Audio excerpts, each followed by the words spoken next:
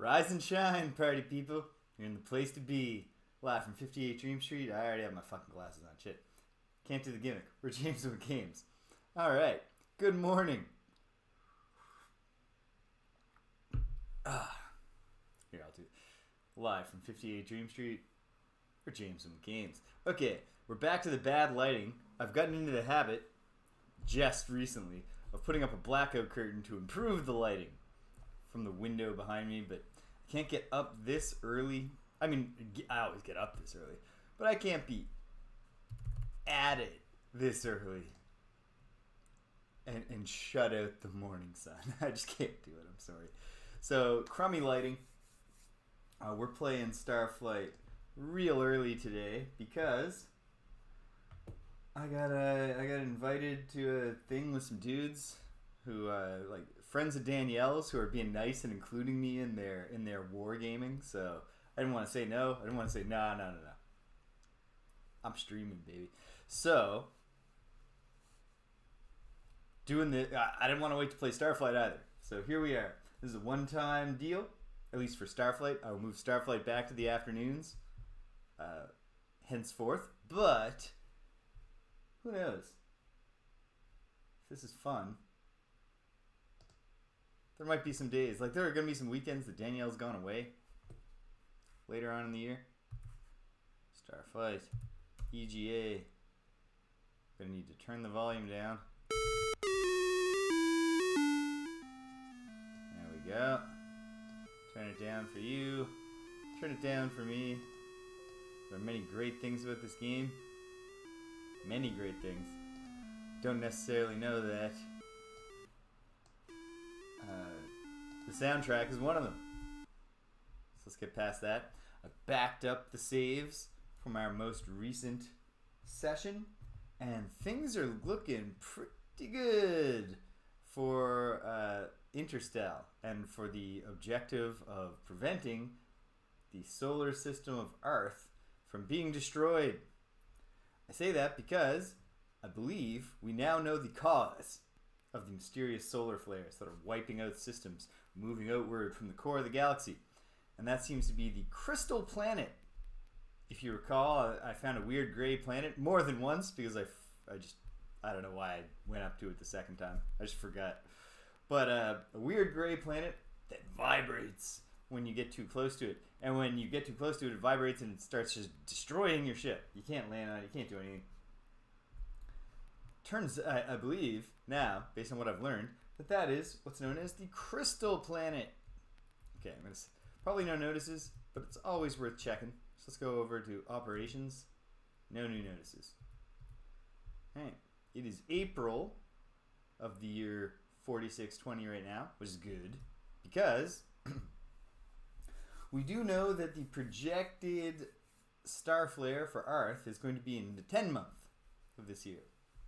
October, as the Earthlings would have called it. I guess on Earth, they probably don't call this April. So, yeah. We got lots of time, which is good. We know, or at least we have strong reason to believe, it's the Crystal Planet, which was created by the Ancients. But the Ancients are gone now. But the Crystal Planet moves on. An autonomous something. It's more sophisticated than a Death Star or a Sumatra, if you want to go Star Control 2 style, because rather than just blasting planets to pieces with a big laser, it seems to thrive on causing bad things to happen. I don't think I need to buy anything, but let's take a look. What's my fuel situation? Oh, I've got 153.7 units. I've got lots of repair minerals, lots of cool little artifacts. I think we'll be okay without upgrading. Take a look at the ship configuration. Yeah, so we think it's the Crystal Planet moving autonomously long after the Ancients were gone, causing suns to solar flare. It's moving out from the core of the galaxy, which is why we have what the Eloan call the dead zone. You can figure out what the dead zone is. It's a big part of space where everything's dead. Then we've also learned there's been previous attempts to stop the Crystal Planet. So in the past, at least, other folks have known about the crystal planet and have tried to stop it. And so we've learned that there are 3 things we need to defeat the crystal planet. We need a crystal orb to nullify its defenses. We have strong reason to believe, although I don't remember why. Oh, this is probably why. I think the game told me, or the recording I found told me that the Velox have the small egg, or the device. And then I know that the Velox have a precious thing called the small egg on the planet Sphexi. That's probably the crystal orb. That will nullify the defenses, presumably stopping the vibrating of the crystal orb. The crystal cone is needed to locate the control system once on board the crystal planet. This is a very large space station. It's large enough to be mistaken for a planet. And then we need a bomb. I think I've got the bomb. The black egg. So, we're in good shape. Our ship has Class 5 engines, Class 4 shields and armor, Class 3 missiles and lasers. At least one of our missions is going to take us into to get the crystal cone. See, we know the planet Sphexi in the Velox space has the crystal orb, but we don't know where the planet Sphexi is. And there's a little concern that trying to land on the planet Sphexi is going to make the Velox hate us. But the crystal cone, we know where it is. It's in Ulek space on the first planet of the system at coordinates 20, 198 at the coordinates 29 south, 55 west. So we have a detailed understanding of where to find that. But Ulek space is probably pretty dangerous. So if I can, I will upgrade my shields even more, and certainly my weapons a little bit more at least. Yeah, but for now, all the upgrades now are expensive. So my 84,000 monetary units aren't going to do the trick. So we're going to just leave them there collecting interest while we get out there. The save is backed up, which is vital because we got some messing around that we probably want to do. Let's take a look at the map. I'll just point out here that, okay, so here is the Meccan patrolled region of space near the planet called Heaven. Here's Veloxy space, this big circle. This is Spemen space. This, I believe, is Gazertoid space. Here are the Eloan. Here are the Thrin. Up here is the Ulek. Then we have 2 big question marks. Don't know who these fellas are. Kind of curious. Also, this seems neat. Note that there's a planet at the far, or a star system at the far reaches, connected by a very long flux that isn't quite in anybody's space. I'm really curious about that. You know what? Before we do anything practical in terms of advancing our mission, let's see what we can do with this. It is at around like 55 by around 98. Alright, 55, 98. We're heading for that flux. That's our first thing. Just to see what happens.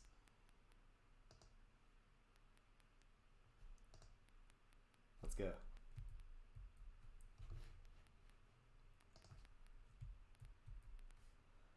But yeah, other than that, the leads that we have outstanding are our tips towards finding the crystal cone and the crystal orb, and then a tip from the Meccan that there is a potentially habitable planet, I think they said, or there's something in a Class G system in Veloxy space. So if we don't mind repeatedly paying a fuel tax, we can go mess around in Veloxy space, which I guess we also have to do in service of finding the planet Sphexi.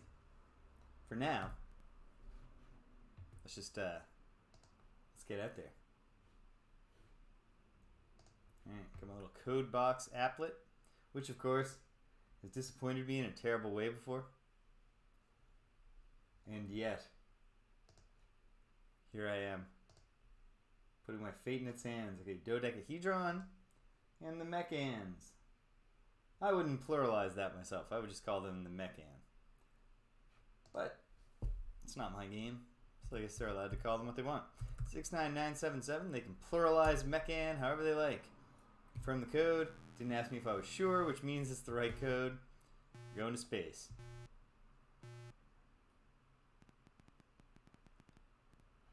Okay, standing by to maneuver, so blanking on my own crew member's name. Mr. Tixip. Take us out there. Here we are, heading to hyperspace immediately.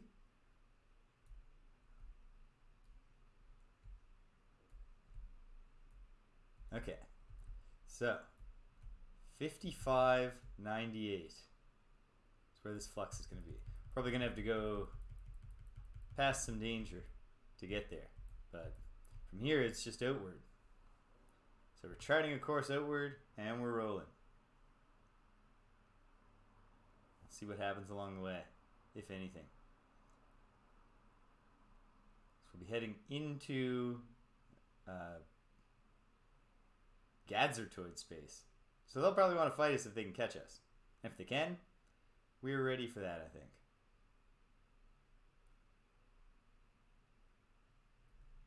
Wait. Oh yeah, 55. Glanced up at the coordinates and thought I'd overshot because I was looking at the wrong coordinate and thinking about the wrong coordinate. Ha! They're in pursuit, but they can't outpace our class 5 engines, it seems. Game's kind of chugging along there. That's interesting. And there's a flux.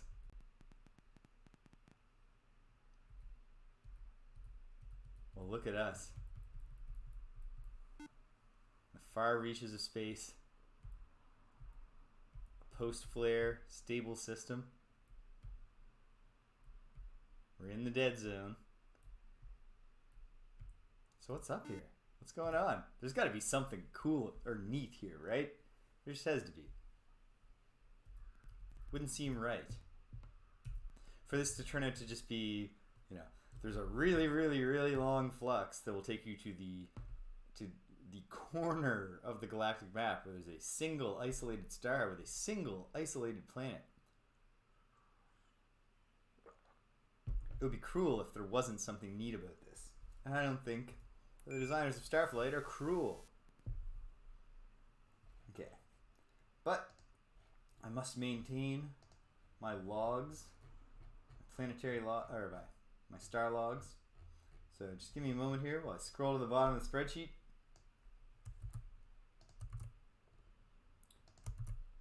Copy and paste to create a few new things for myself. Okay, so I'm at 249,0.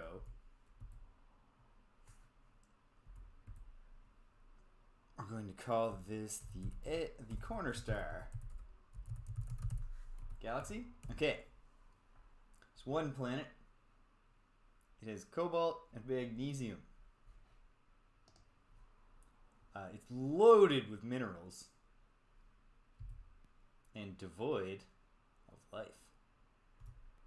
Analysis says there's barely any gravity. The temperature covers a wide range. There's no weather down there. We're in orbit number 2.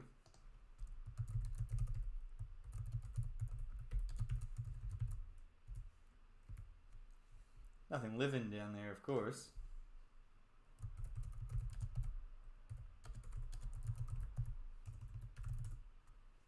We should be able to land here.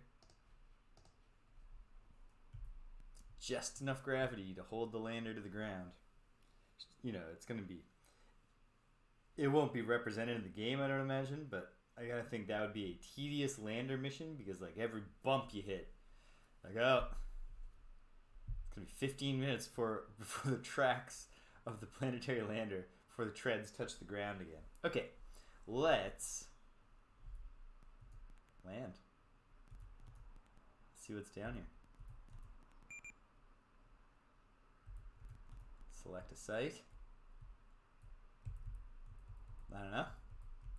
It's a lot of low-lying regions, some mountains.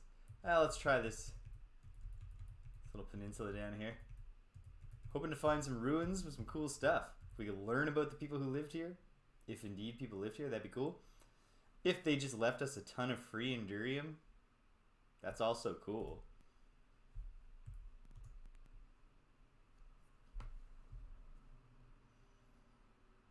I anticipate I'm going to do the sequel someday.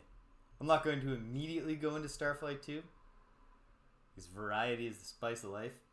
But I imagine I'll do Starflight 2, Trade Routes of the Cloud Nebula. What a great name. Someday. And what I anticipate that game to add to the Starflight template here, I'm hoping it does, is a trade system, which could make the economy a little bit more interesting. Uh-oh. This isn't comforting. Auto sampling device is activated.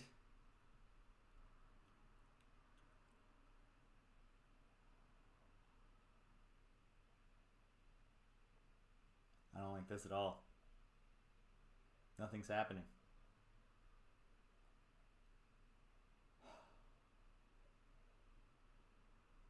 Well, I'll press the escape key. The game's not completely frozen. Within a minute or so, we'll see the save menu.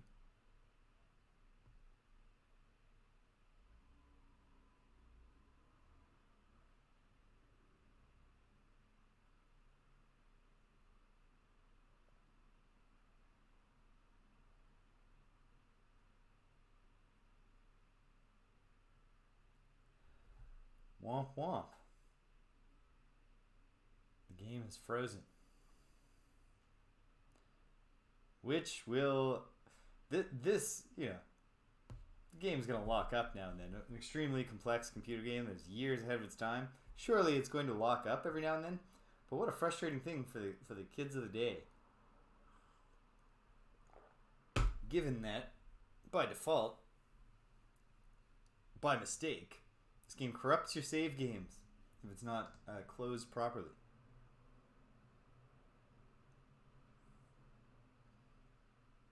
Well, I mean, there's nothing to do. We just gotta start over. We'll try this thing, you know. First, I'm actually going to land on a different planet first to make sure that I don't have a global corruption in my game. Just gotta get the backup reestablished. Make sure there's not overarching corruption. The game will no longer let me land on any planet. Then we'll try the cool planet again. And hopefully it just works. But if we wind up with functioning landing in other places, but it always freezes on that one, then I guess we'll just have to say, well, that's sad, and give up. But I really hope we don't. I want to know what's there.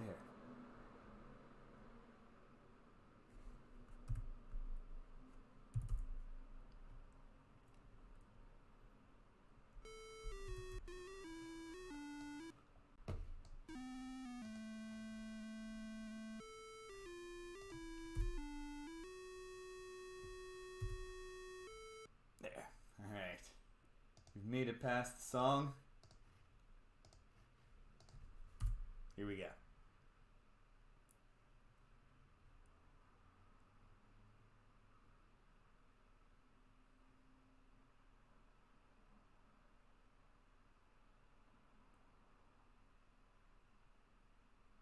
Boom. Okay. Now, to make sure, because obviously last time, restoring a backup went very badly for me, but it's because I restored the wrong backup. I've got all my money, I've got my ship, everything's okay. All we lost is a few minutes, and those are easily replicable minutes. So I think we're all right here. Here we go. Captain gives the order to launch. Confirmed. Okay. The staff. Black egg. Ah, the black egg. Where's the black egg in this drop down? Hold on. There it is. a long drop-down menu, and the Gatzertoid. 31,791. And away we go. Confirmed.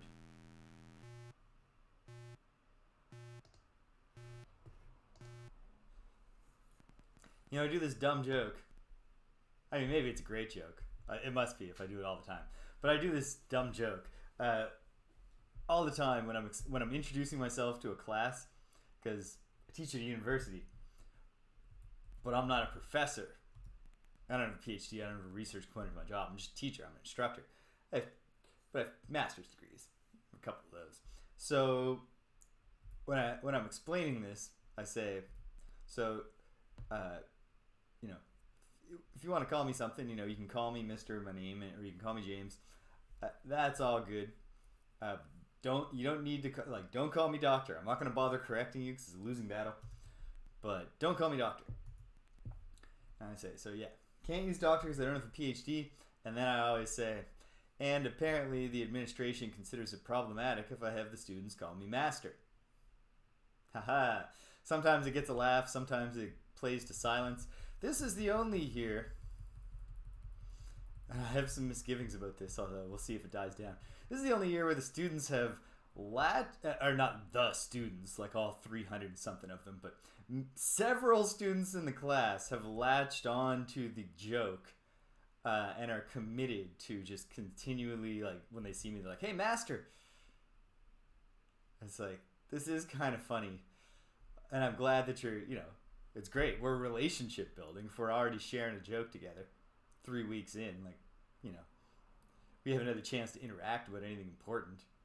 So, good sign. But it is a thing that I worry, you know, I don't want to be like walking with the associate dean having a conversation and students start shouting, master, master, you know. I think they would understand, because like it's not like they can't possibly think like, you know, James is surely, you know, really, really serious all the time while he's teaching. That can't be what they assume is going on, but so I'm sure they'd understand as a joke, but it's still just, it's one of those things. It's backfired on me, because as I say in the joke, it's not really, you know, the joke is true. You shouldn't, there's problems with getting people to just call you master. And we'll see what happens. Okay. Oh, I didn't do the thing where I tested this. Okay. Well, we're just testing this one a second time. We won't come back a third time without testing landing somewhere else. Damn it. I want this to work. We'll land in a different spot, just in case I, you know, that's the freezing continent there to the east and the south. That's the peninsula of Lockup. So let's land near the mountains up here.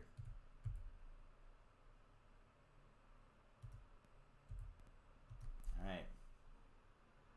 We hope with all our hearts. I did get spoiled having the blackout curtain up to finally, when I glanced down at my own face in the corner of the screen, to see proper and consistent lighting instead of constantly shifting lighting. But, like I said, it doesn't look good to you folks. But to me, it's a very pleasant morning sun atmosphere in here. During the part of the day, we have east-facing windows here.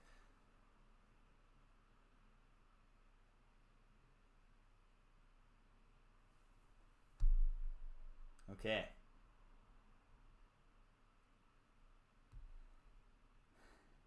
I sure do hope this is not a global issue. It's disappointing enough that it's happening on this planet that I really would like to check out.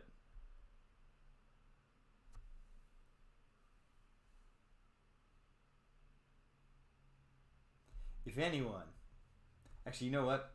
This might be a good time for a quick Google search. See if there's been discussion of this bug. Although also, hey folks, if anybody is aware of some bug, you know, maybe it's some combination of things I have in my inventory, anything that would be happening that would be causing this to happen. Wouldn't mind if you, that I would not consider it a spoiler. Alright, Starflight 2490.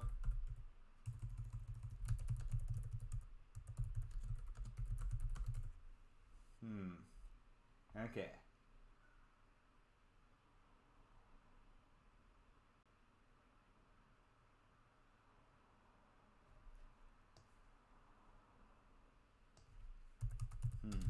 Not finding anything specific to this area.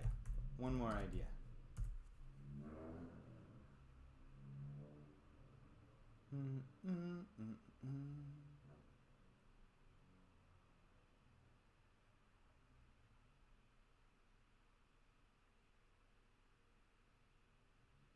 Nothing. Okay. Well, let's reboot and let's earnestly hope this is just a weird problem affecting one planet and not my planetary lander just borking the entire game. If something hasn't happened, I'm not allowed to play Starflight anymore, at least in this save game. Oh no, my microphone's doing the stupid thing it does, isn't it? It's not the microphone's fault, it's the computer's fault. There we go. If I sounded far away, my apologies. But now I'm right here next to you. Once again, there's like an internal sub menu in the sound settings where sometimes it's like you want your microphone to just not fully capture your audio, right? Right? Surely you just, for some reason, want that. You didn't tell us you wanted it. It's hard to think of a reason why you would want it. But ask and ye shall receive. No, that's not what I wanted. Okay, one more time here. Get the backups.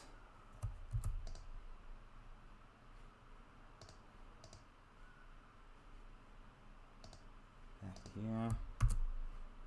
Place the files. Okay.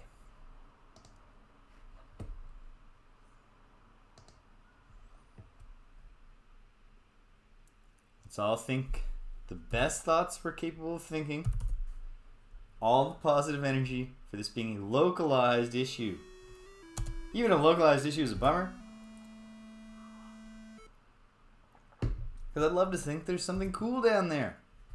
But it will be far less of a bummer if the game still works generally.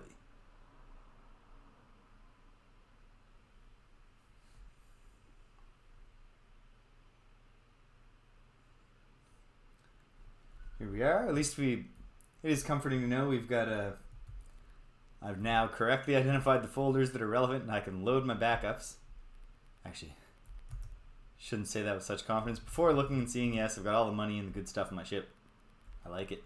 Very good. Docking bay.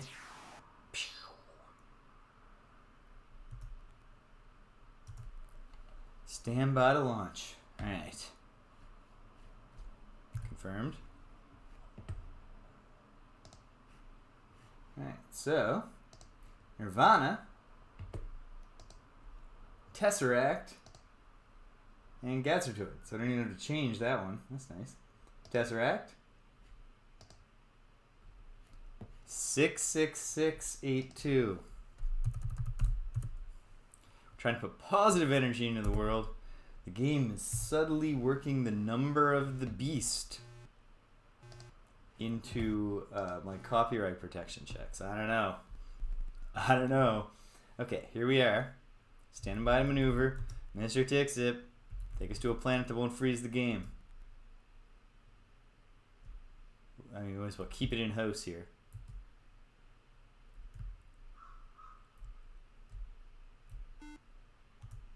So we'll head here to this nearby planet. I'll just quickly remind myself, is this one of the good ones? Doesn't look good. Sensors, very little in the way of minerals, and the weather is very violent. This is actually the bad one. We don't even want to land here just for a quick jaunt, because with 2 Eloan in our crew, like, you know, a summer squall is enough to instantly kill 2 members of my crew. So a hideous space hurricane is not the thing. It's not the way to go. Alright, taking off my captain hat, putting on my science officer hat. Zinc, zinc, plutonium. Very nice. And analysis. Yeah, this isn't bad. This is something we can land on. Oops. This is something we can land on for a moment at least. That's all we need. Land up in the elevated regions. Maybe we can grab a little bit of pardon me, plutonium when we're down there. Descending.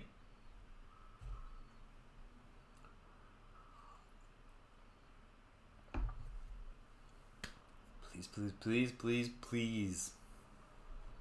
Just let me get out in the planetary lander. I'll be sad that you'll never let me see the cool planet, but I'll forgive you if... Okay, alright. Very good. It's a thunderstorm. Let's get out of here. No, no. Oh, God, we're all dying.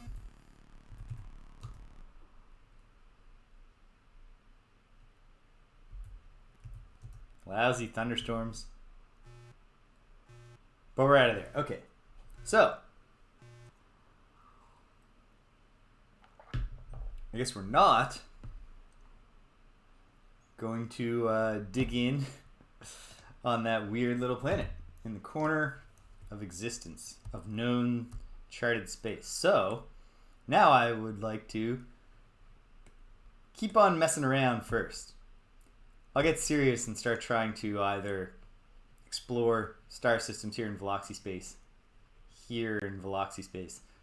to, you know, get closer to finding planet Sphexi and possibly finding the star system that the Mechan told me about. But right now, we've got these two circles of influence for aliens I know nothing about. And then there's still the sphere aliens, and I'm no closer to understanding them. So I think I'll go down here first, just because we've got, pardon me, pretty direct flux route. Like it's just, you know, downspin from here. Around 120 and around 83. 120, 83, something like that. A flux in that vicinity is what we're looking for. So let's go.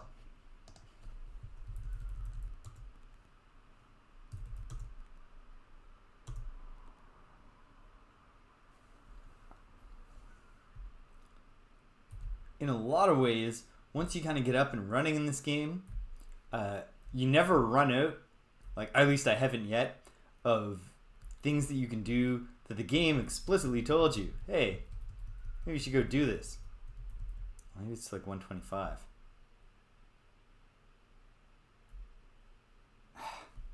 Gotta glance at the map again.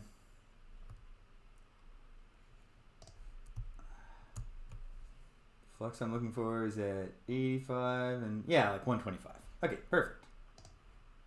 And around 85, so just a little bit more downspin. We'll see it when we see it, of course.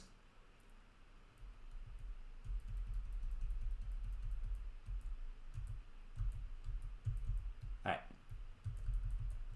It's this one then. Probably. We'll know for 173, 89. No. Not even close. Which one did I go through? At any rate, we'll go back. Let me look again.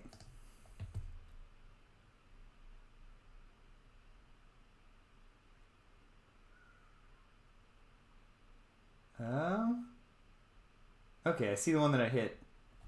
It's just it should be okay. It should be further down spin to the flux that it at least seems like it's promising to take me where I want to go. I don't know though.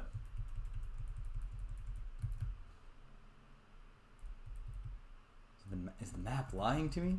Am I reading the map wrong? What am I doing wrong here? Okay, one last look. One last glance at this. Yeah, here it is. 125. And also like 82, 83.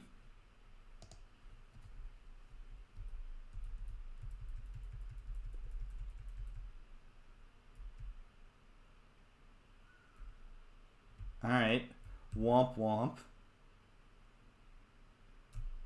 Crawl around here a little. That's weird. This is the only case so far where the map has somehow proven unreliable. Okay. We should not rule out the possibility, but I think it's unlikely. Yeah. Maybe it's invisible flux. No, we've gone through the space. All right. Well, I guess then, if we want to head to that neck of the woods, we just got to head to that neck of the woods.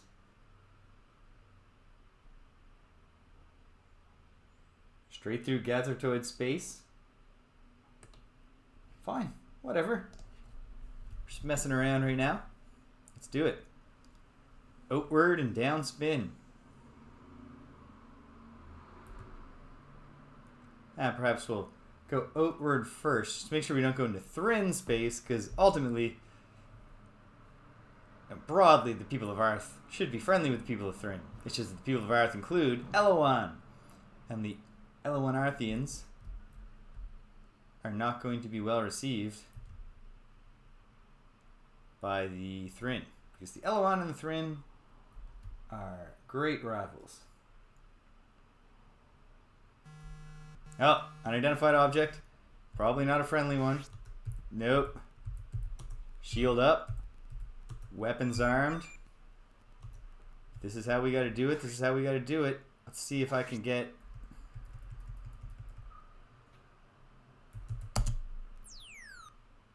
missile shot. Never used missiles before, but it was explained to me how to use them. Haha! A direct hit.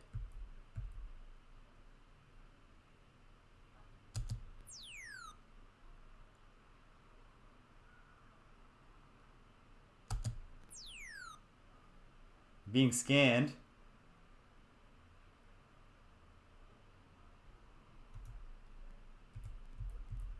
Okay. Let's give him a chance here.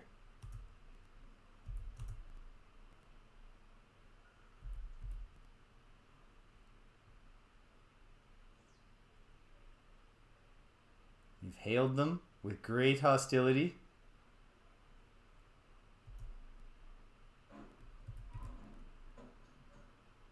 They're not responding. All right.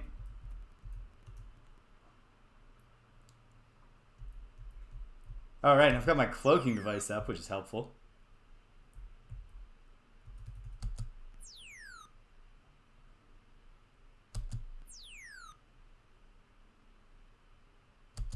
We're landing some hits, but the Gazertoids seem, assuming this is a Gazertoid, they're actually, they're dealing pretty well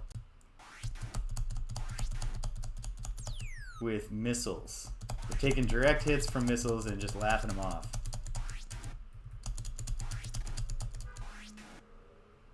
But they're not laughing.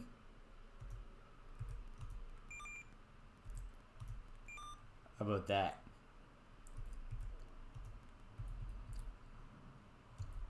If it looks to you like I'm glitching, I briefly thought like, oh no, we're glitching. No, I captured back the stolen cloaking device from the Gazertoids. So now, in combat, it's just a little bit tougher for them to figure out what to do. Alright, what did they leave behind here? That's all my stuff. That's my stuff. That's my stuff. Here's their stuff. We got plenty of room in the cargo. So let's get some molybdenum. You never regret having molybdenum on hand. I should scroll the opposite way to quickly get to... Hey, 15 units of Endurium. Yikes. So much fuel. Alright. That went well. put our shields down. Oh, I did put the shields down. Very good. And then better make sure that our engineer, Mr. ClickTick, has everything in working order. Good stuff. So the shields, I guess, will gradually return to full power there. And in the meantime, we'll get out of here, continue heading, downspin, and outwards.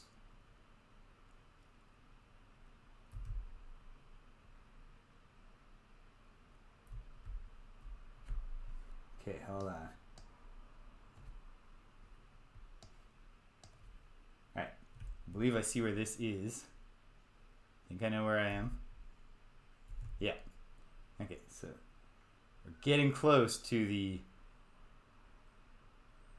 edge of Gazertoid space. In fact, I'm going to try to go to a planet at 54, or not a planet, a star, at 54 and like 30 something. Because that occupies both the mysterious new circle of influence we're checking out and the Gazertoid circle of influence. So that's interesting. Or is it? We have a Class K stable system. Very nice, I guess. Class K, it's an orange star, yep. Checks out. Oh, right. I just reminded myself something that would be very helpful when I try to chase down that Mechan hint. Because the Mechan told me... What did they tell me? Mechan told me a Class G system in Veloxy space. And the systems correspond to colors. So I'm looking for a yellow star in Veloxy space. In fact, let's take a breather from the exploration here. So we can take the map and take a look at Veloxy space. Okay, so the dream that I was dreaming was that there would be, a couple of yellow stars in Veloxy space. Of course, there is this one that is in Mechan and Veloxy space. Seems like a good candidate. At any rate, that's not even what we're doing right now.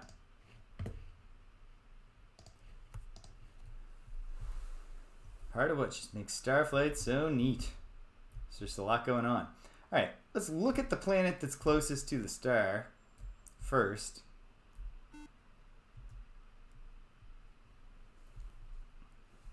And see, if it augurs finding anything cool. Does it seem like a place anyone could have lived? No one lives there now. Hail, Stimpinski! How are you? I suppose it's not at all the morning for you, but good morning nonetheless.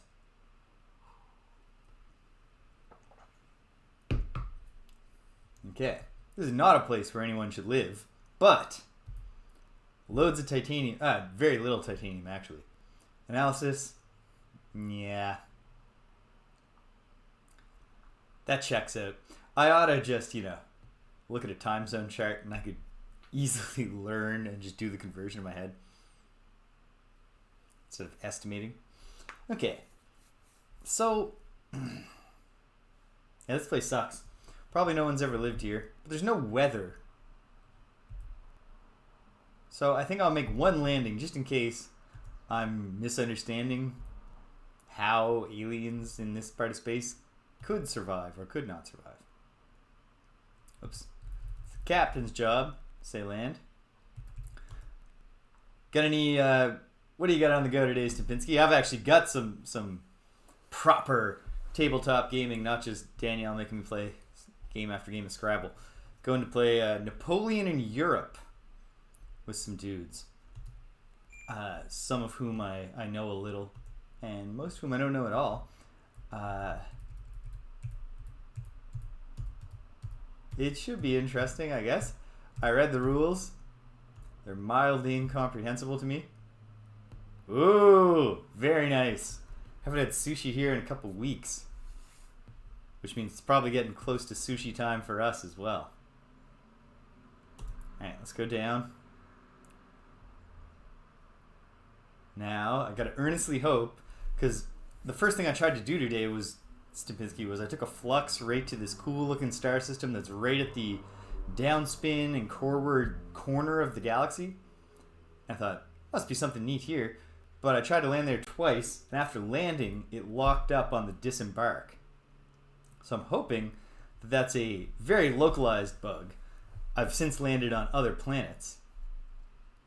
But I'm worried if it's a too far from Earth bug, that's disastrous. So let's hope. Okay. Whoa, that was too long of a pause because auto sampling devices activated was exactly where I was freezing. Here we go.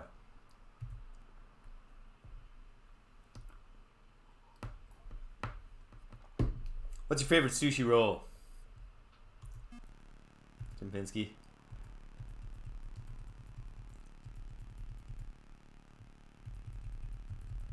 I think mine would have to be the dragon roll. Yeah. Yeah, it's especially tough. It's a little easier, I think, for a vegetarian like me.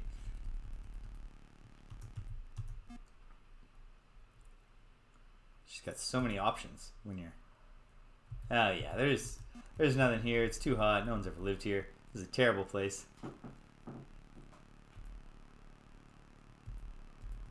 Oh yeah, a good crunch to your sushi is never bad. Something with some tempura in it.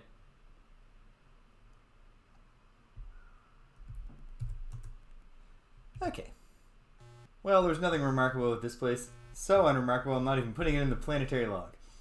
Let's head in to mystery space. A circle of influence. Hey, Astra. Where are you going? Ah, my cat came, but I didn't notice her fast enough. So she's like, screw this, I'm not hanging out here.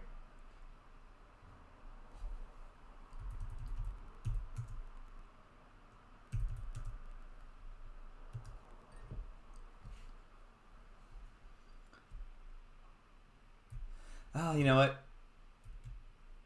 Before I say, what's the point? I should at least check a planet that's a little further. Although I don't get the feeling that this is going to be fruitful. But we shouldn't go on feelings. We should go on facts. We're men and women of science here. Oh, hey. Go figure. Nitrogen, oxygen, water. This is the kind of place where folks could live. I've never played King's Bounty. I know it's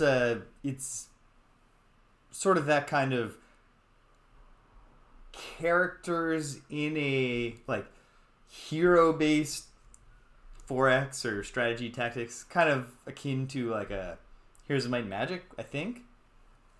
Is that accurate?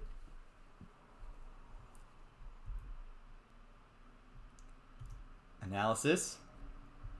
Oh, okay. No. For a very brief moment, it seemed like maybe we found a place where people could live. This is more like a place where people would...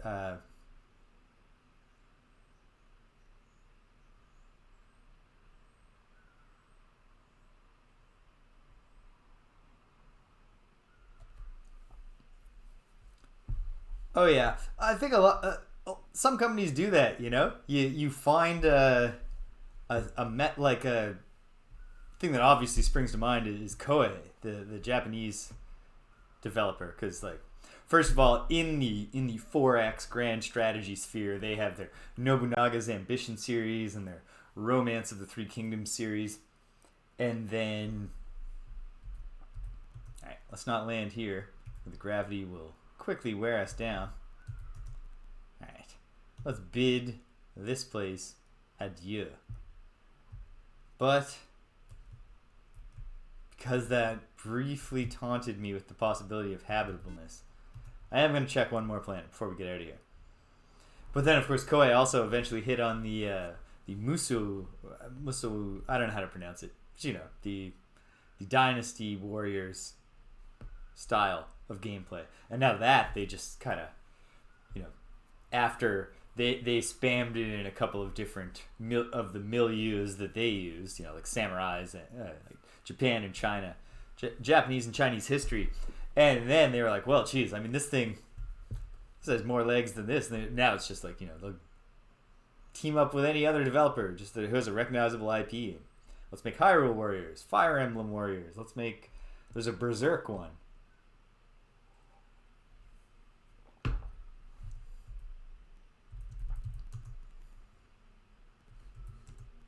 When it works, it works.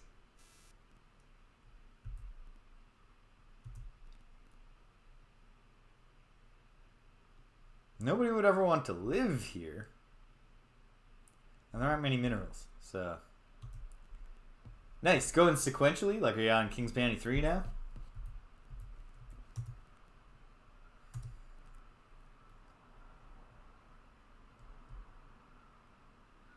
Alright, thanks for nothing, Weird Star. In contested space. You'd think the star system in contested space would just be a little more exciting. But, alas. Okay, so around... Ho-ho! Motion detected. We are...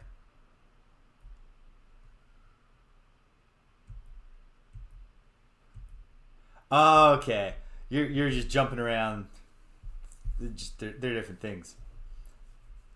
Yeah, I don't think... Like, I can imagine a game that came up with a really cool story that got you invested in the geopolitics or whatever, and the stories of the heroes and stuff. But no, it doesn't seem necessary at all. Like when I played time I put in Heroes of Might and Magic 3, I've never for a moment thought like, alright, someone's coming to meet us. In fact, someone's coming to meet us. Why don't we raise our shield proactively? Oh, but they might read that as hostility, and we're pretty tough. We'll put them up if we need to. They're closing on us. It's not going to be long. Ah, they stopped closing on us. They're flanking us, actually. Although, what does that really mean in three-dimensional space? You can't flank somebody with two ships. Three-dimensional space.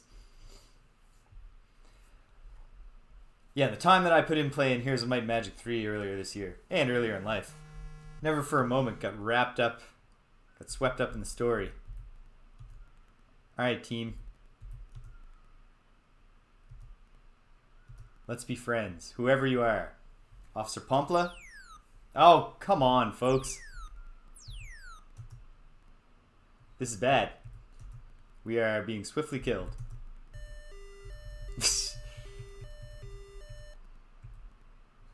Their weapons are plasma bolts. And we're destroyed. Holy smokes. Whew, alright. My first ever being destroyed. Fortunately, I know how to back up the saves. And I've done it successfully. And we know that I've done it successfully because I had to load them twice just from the game freezing. So let's restore the backup. And we'll say, hey, that place sucked. That place and those people suck. Whoever they are, I don't like them. I don't like their plasma bolts and how they laugh at my shields. I've got a kitty here meowing at me and I think she wants a little drink. So.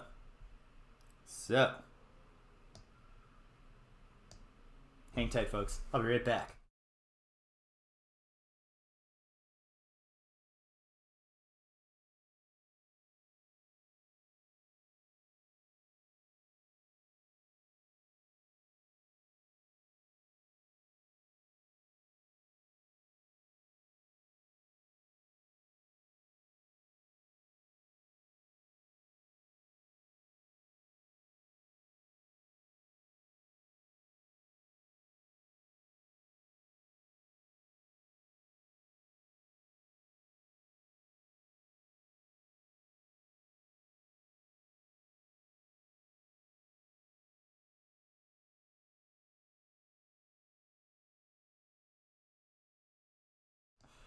Okay, yeah, Stupinski, I mean, honestly, she could have just been like, what did you expect, man?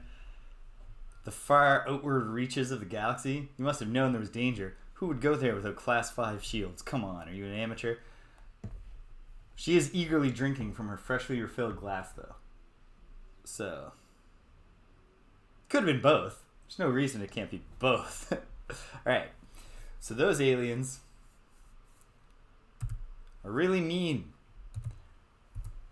I find it mildly disappointing. The thing about the hostile aliens in this game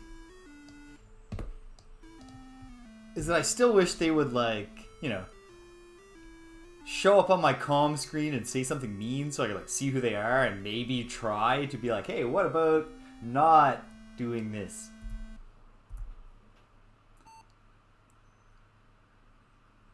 Oh, jeez. I didn't restore the backups because I got distracted by the cat. Okay. Closing.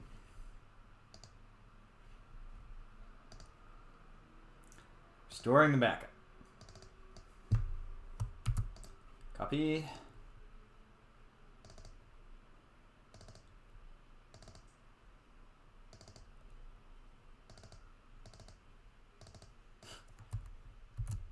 So many subfolders to click through. There we go. Launch it.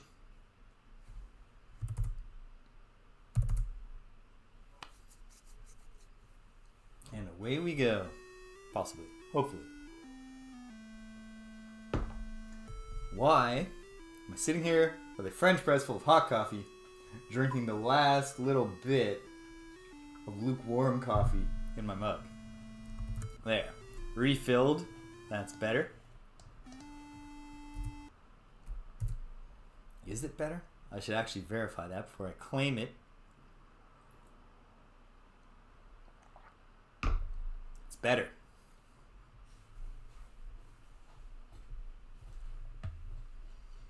It's not hot, but it's quite warm, inclining to hot. Obviously, coffee, it's not just going to remain hot indefinitely, and I made it over an hour ago. Okay. Checking out my ship configuration. This is my ship. The backup has been successfully restored. Let's just look into what's it going to take. I don't think that even class, like, that plasma bolt thing is pretty powerful. I would need more monetary units to make this purchase, to upgrade my shields, even with selling off the class 4. I'm not going to quite have enough money, I don't think. So, wait. 60. You know what? I would have enough, but then I'd have very little money. So what I think I'll do is let's investigate. Let's get a little taste of feeling safer by checking out the Mechant's hint about the Veloxy. We'll start out checking the yellow star that's in the overlapping Mechan Veloxy area. And hopefully that one will work.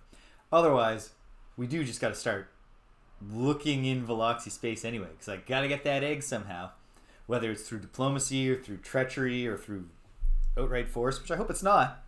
You know, the Veloxy have their quirks, but that doesn't mean, you know, we might find them arrogant and a bit weird, and we might not acknowledge their superiority or authority over us. But that doesn't mean that we wish them personally or we want to harm them, you know? Like, just in the same sense that, you know, I have no interest in beating up King Charles III. But, yeah. Okay.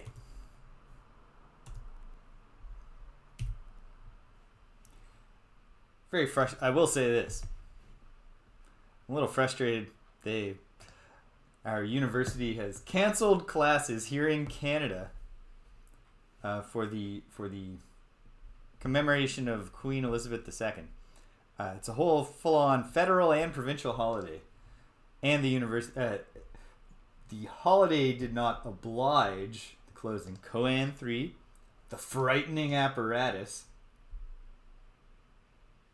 the flying frightening apparatus, according to the drop down here, and the Ulek.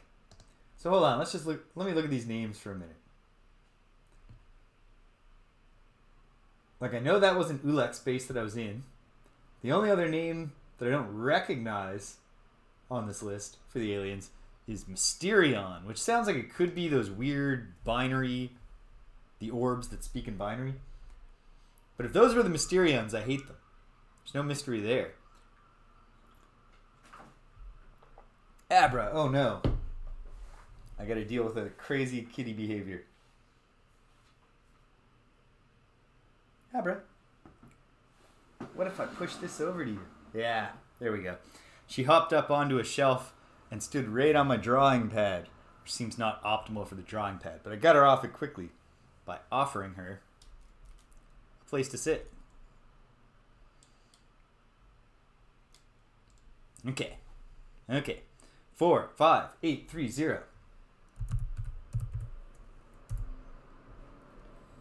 We do have one other. I'm not going to check it out right away, so we're going to do the Veloxy thing. We do have one other mysterious circle of influence of an alien we don't know and haven't heard of that we could check out. But it seems like the further and further away we get from Earth, the more likely the folks we meet are to open fire on sight, which is not, it's not the way we would like them to do it. All right, here we go. So this time, anyway, hold on.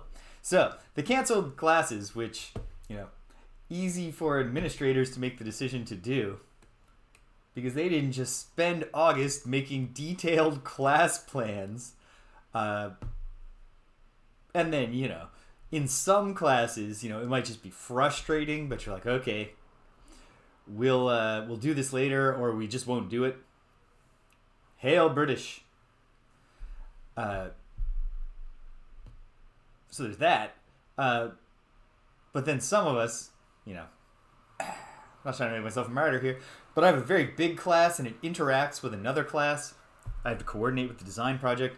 I have a lot of stuff that I'm supposed to do. I try to get a lot of it done early because the engineering term picks up pretty hard. So losing my Monday class is a real blow to my plans. I had to rejigger a whole bunch of schedules.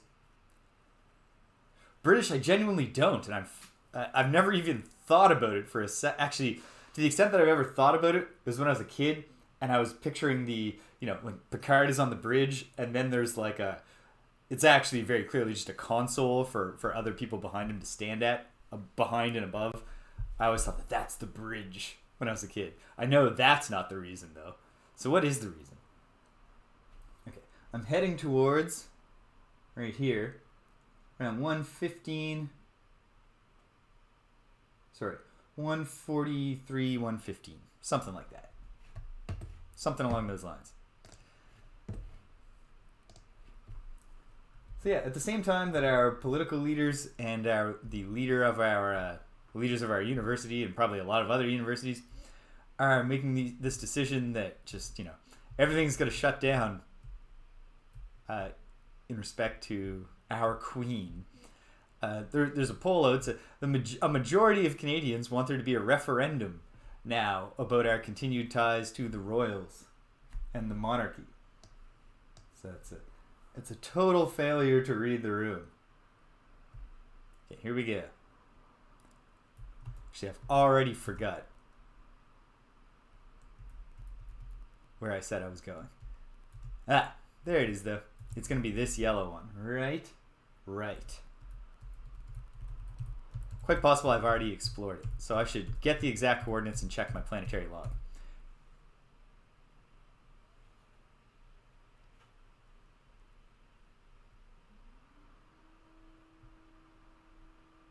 Makes sense.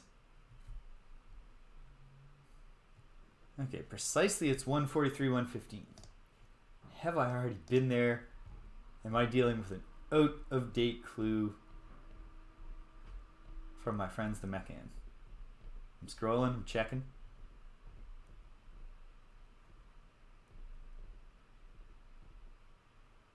$143.82. I did call a place Yellow 1 back before I was recording coordinates, but I labeled that on the map for myself.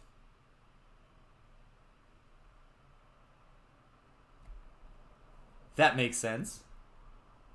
I'm with you so far. Okay, 1:43, 1:15. Let's go.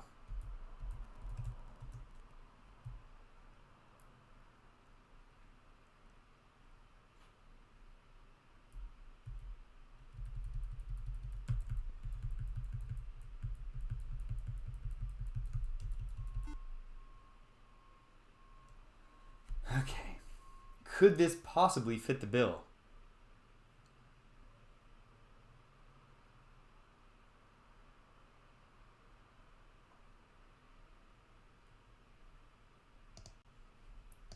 Makes sense. It sound well. Hold on. I'll let this play out to the end before I start thinking about it. Class G system. There's no specific planetary hint. The fact there's only 2 planets here gives me hope, because the only hint is that on some planet at particular coordinates. So it seems like the kind of thing that a game designer might do to be kind, or at least not to be cruel, is have the right place to look, not have that many planets where you could check the same coordinates. Unidentified object. Let's respond. Let's be friendly. They haven't given us a reason not to be yet. It's a probe. 81? Yeah, that's me. Venetian orbit denied. Arg. I shouldn't have lied and said I was 81. I should have lied and pretended that I knew I was not 81. Fortunately, with our cloaking and our dodging the missiles. Oh, or some of the missiles anyway.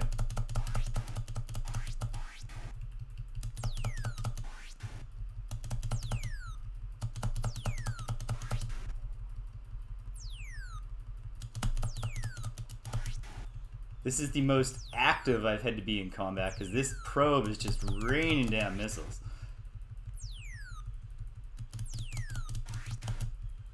Whew! Okay, that was rough, but we came through it. Okay, so, hold on. Therefore, a bridge was built over those 2 paddles in the middle of the ship, and the captain was then there. Aha! So it's literally like a bridging section to allow the captain. Okay, cool. That makes sense. And then I was going to say, and I think this is true, that it then becomes, when we bring that stuff forward to, say, space travel, it kind of, and a time when we have, or even now, when we have, systems that can just represent these the captain doesn't literally need to be looking at these things necessarily. We keep calling it a bridge, but perhaps it's gone beyond that. Kind of like how we call, you call like a single LP or even a CD an album. But it's no longer a literal album that you open up and it has a bunch of short play records, because that was the only way to give you 8 to 10 songs from a single artist at once. At the time. There's my trivia, folks. Where the term album comes from to refer to a collection of music.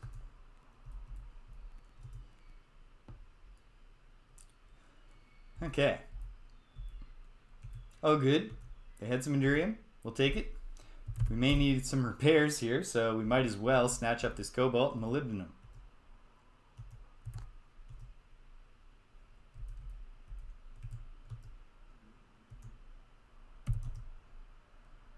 Okay.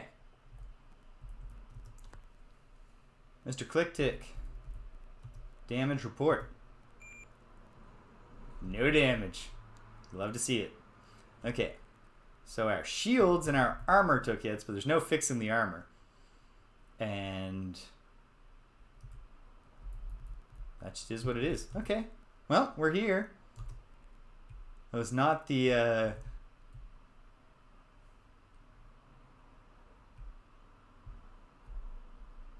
yeah. There's a lot of that. But it's just that once you move away from having the physical external media to save with. Okay, seems pretty likely this is what our friends were telling us about. Whoops. What the mecham were telling us about. Yeah, if you wanted to make it more up to date, if you wanted to update the symbol, it would be like, well, what should it look like? might as well still use the floppy disk, because at least people, even if they never saw a 3 1/4 floppy disk in their life or whatever, they associate the image itself with the process of saving. All right, putting on my science officer hat for a scan of a really promising looking planet. We've got oxygen and carbon dioxide in the atmosphere. Hopefully not too much carbon dioxide. Let me just verify here. Yeah, the atmosphere needs to primarily be oxygen and nitrogen. It's just, as long as there's oxygen, it's doable. Okay, so let me go to the planet log.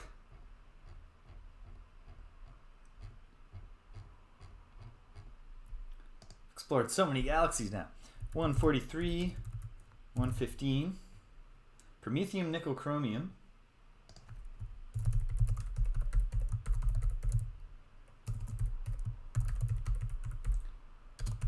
In not abundance, but there's some.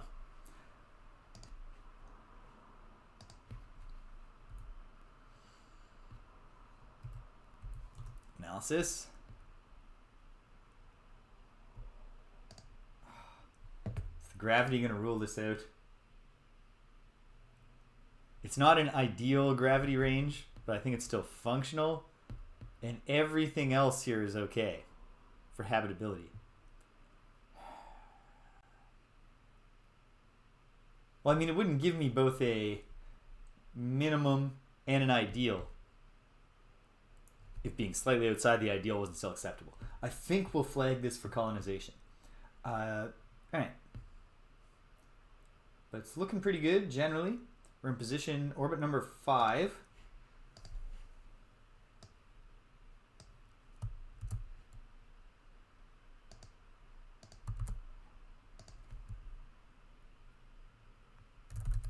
Subideal G, habitable. That's how I'll record the conditions here.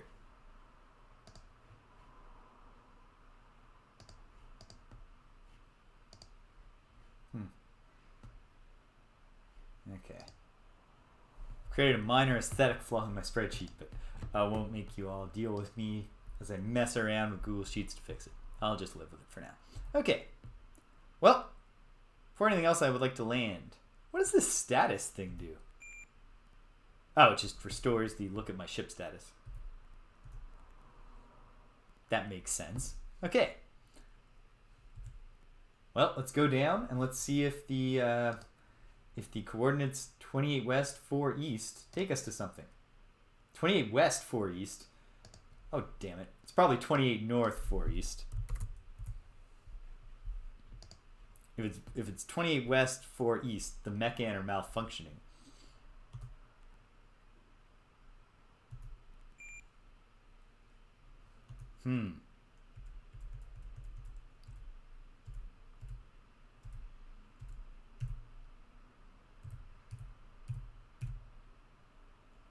Looks like this could land us right on a peninsula. It's promising. Here we go. Take us down.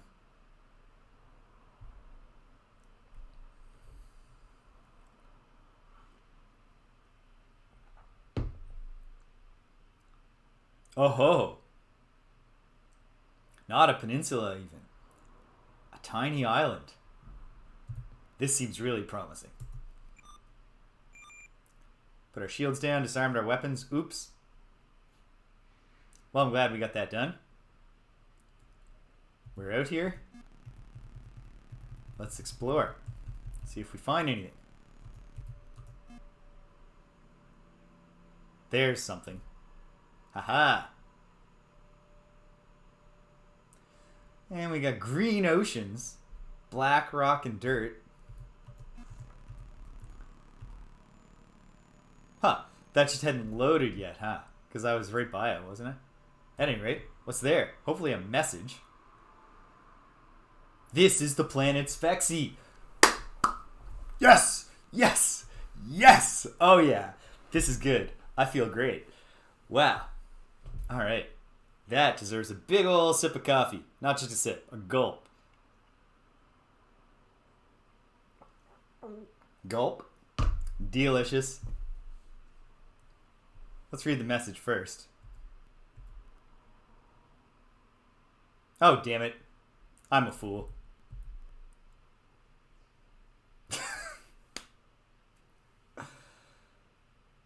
That's not a... No, wait, yeah. Okay, I already have a black egg. I was celebrating finding a small egg. Not another black egg. At any rate, I mean, I guess the more bombs, the merrier. Let's take it. Not enough room. We're 100% full on cargo. How did that happen?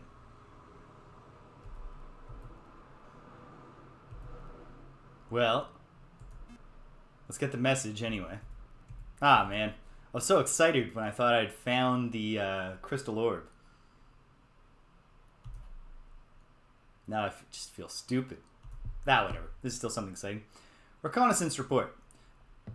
To offensive headquarters. Oh, here's something. Although, this might have been something I already explored. Offensive headquarters, because I've been to the Mardan system, at 56 north by 16 west on Mardan 2. Fighting between the Velox and the Gazertoid is still heated. We've been keeping a low profile and... And what?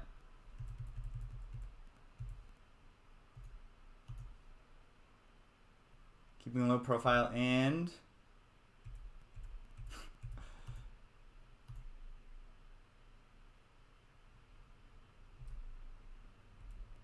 Well, it wasn't that low of a profile, I guess. After all. Let's record it. And now let's return to the ship for a moment. Transferring all cargo. What's going on here with my load situation? I guess as science officer, I'm obliged to hit the status button. Yeah, the cargo is not full on the ship by any means.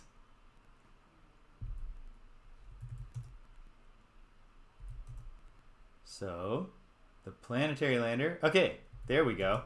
We're back to 1% full. This mysterious thing where the ruin is not there, but then we'll do the scan. It's still not there. There it is. Cargo.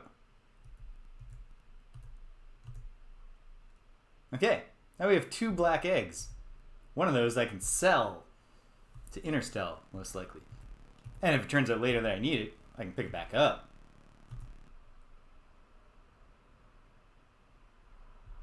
Alright, so right now, I want to go to my planet log.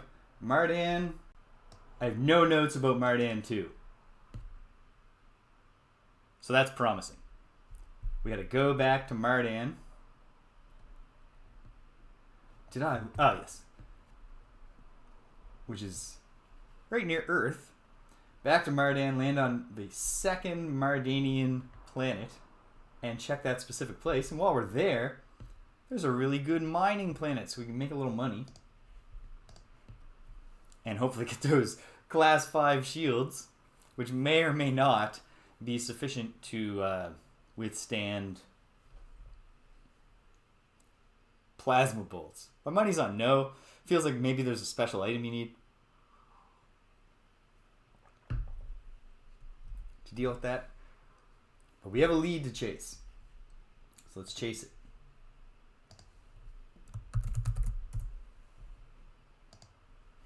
I'm just gonna take a very brief intermission, run to the washroom, folks. I'll be right back. Hang tight.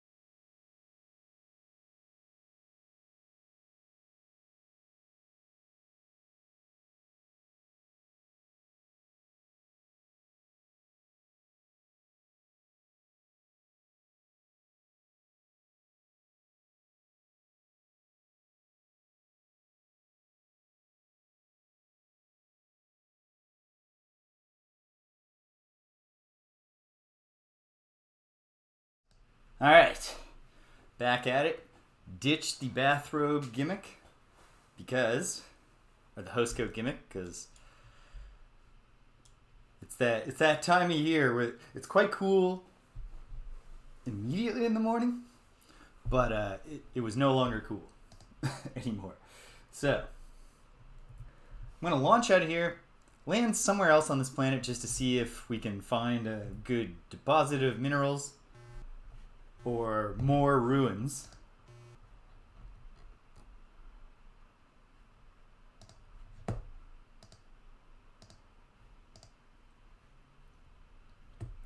And then we're going to go chase that lead down. I don't have a ton of time left today. Part of the deal with the morning stream is to squeeze in any Starflight at all before I go off to this day-long wargaming session with a game that I've read the rules for and kind of comprehend.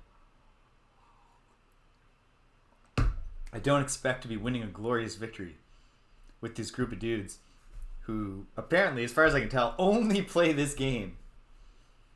It's not like they're like, we're going to check out this Napoleon in Europe. They pitched it to me as, we get together and we play this one game that we have developed extensive host rules for. Hey, good morning, officer.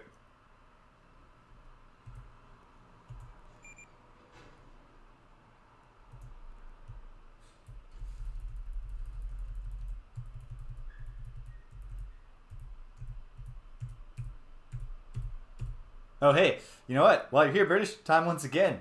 For everybody in the audience, but perhaps especially for you, British. I should say the thing about the Discord. We got a Discord, a 58 Dream Street Discord. I'll post announcements there if I have anything to announce. But also, we can just hang out and chat. So, links in the About section. I'm more than happy to have any of you join us. All right, let's descend. Fair enough being half asleep, waffle syrup. But I'm glad you're here, regardless of how conscious you are. Although it will be a short stream, it's already productive because found this thing, got a second black egg, which is not that important, but we got another lead on something, and we found out that, hey, there are aliens out here who can chew right through our petty shields and armor with very little effort and vaporize us. So we know some places to avoid. I know a cool seeming place that sadly turns out to be a place where the game freezes automatically. There at the corner of the galaxy. Oh, we got another scan. Is there anything? Hey, there we go. Ancient ruins. You know what that means. Endurium. There's never a message from the ancients, which is always sad. But it's hard to say no to free fuel. And usually when there's one ancient ruin, there's a few. They're a very developed civilization. They'd obviously colonized a lot of planets. In addition to building one of their own, the Crystal Planet, Scourge of the Galaxy. That is, I would say, the biggest mystery in the lore of the game right now. To me, at least, is why? Why did these ancients build the Crystal Planet? I don't know if that'll be answered. But it's certainly it's a source of curiosity to me.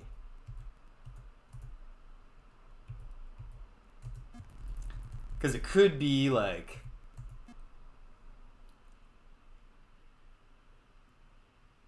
oh ho, congratulations, that's exciting.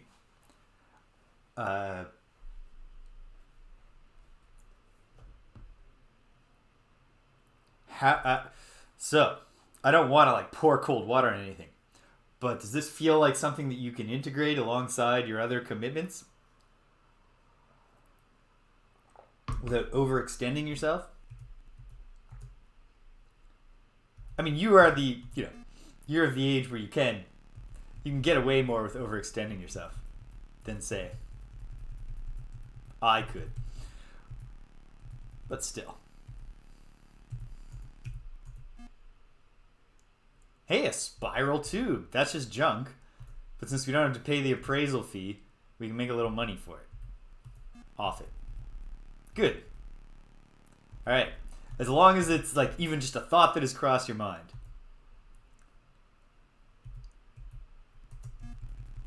And again, the vigor of youth is still with you, and that'll help. I also had a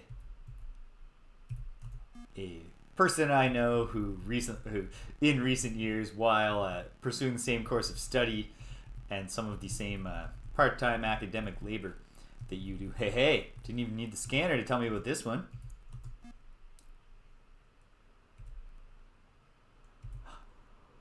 An ancient artifact. A wee green blobby, which does not sound likely to have any real value. But it's something new and ancient. It's cool. Nothing in these ruins.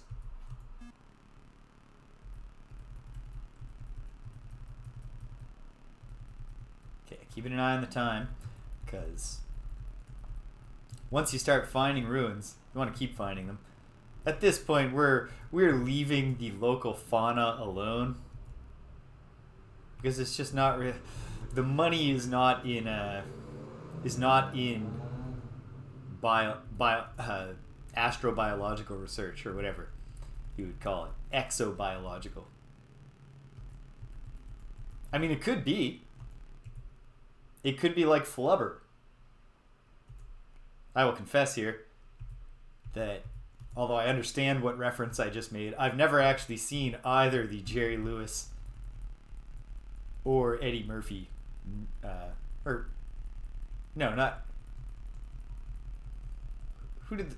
Eddie Murphy was the Nutty Professor. Is the Nutty Professor also the flubber thing? I don't know. No. It hardly matters. At any rate, I don't know anything about flubber except that I think it's green and blob-like. Alright, let's pick one more landing spot on the planet. See if we can rack up some more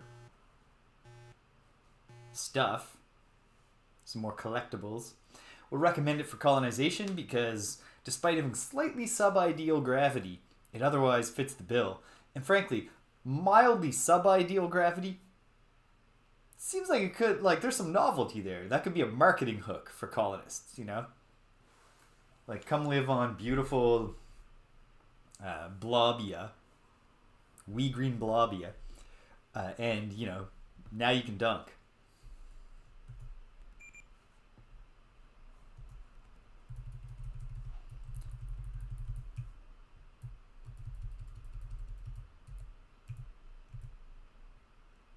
I'll try it here. One last descent profile. One last landing. Yeah, this person who is in very similar situation to you, officer, but much closer to my age, has put a lot of stress into my life worrying about them, because I could never think of the right way to say you are getting old now, or at least approaching, you know, you're into the aging process. You know, I guess we're all still young at heart, at least. And, you know, you look at pictures of people my age in, like, the 80s, and it's like, well, now that we don't spend most of our time in smoke-filled rooms, yeah, of course, we are just younger than people were at this age. Oh, ruins of both the contemporary and ancient varieties.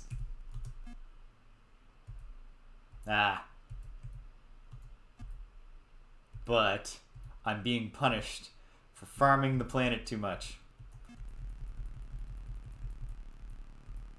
So we have to leave. Well, this was fun.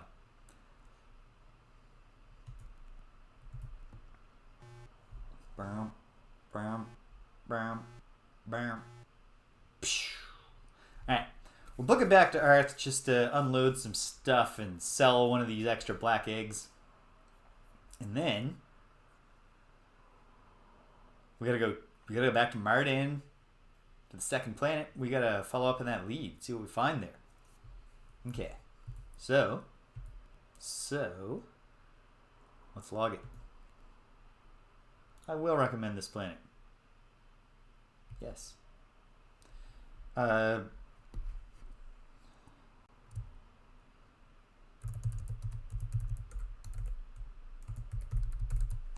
is Wee Green Blobia. It's named after the most memorable part of it for me. That name will never make sense to any of the colonists who come here. They're like, where's the Wee Green Blob? Well, I stole it. It's gone now. But it seemed cool while we were here. Alright. Back to Earth.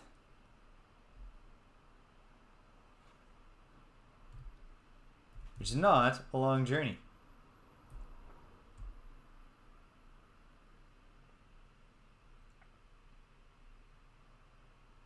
It's going to mostly just be a straight line back, which is great. And then just a little bit of down spinning. Oh, wait, not down spinning. Outwarding. No. Am I mixed up again? I certainly am. No, I'm not. No, I'm not. Come on. Should have more faith in myself. It's probably not true.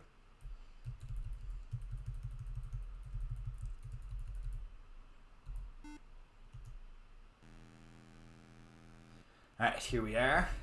Let's find out if how they actually feel back on Earth about a kind of floaty but otherwise very pleasant planet to live on. We'll go right there so I can... Boom! 35,000 MUs, baby. Love it. Love to see it. Love to earn it. Any news?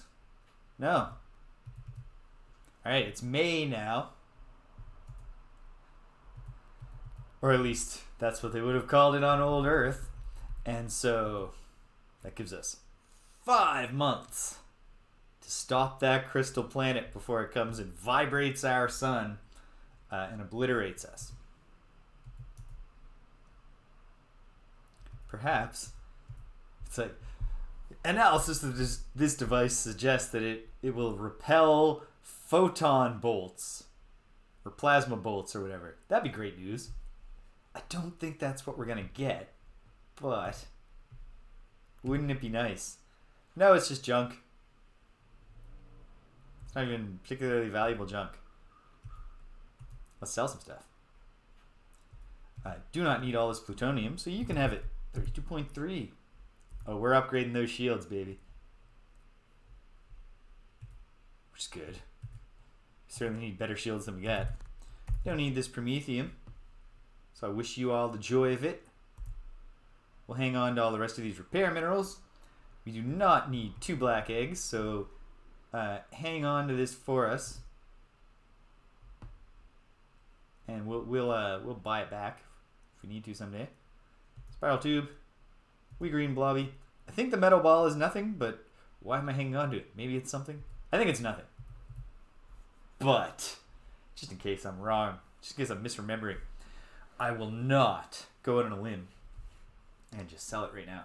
What if it's precious? I don't think it is, but what if it was? Alright. Get out of here. And let's really enjoy those shields. Spend a little bit of money, fix up the armor situation. I will sell my class 4 shields and buy class 5 shields.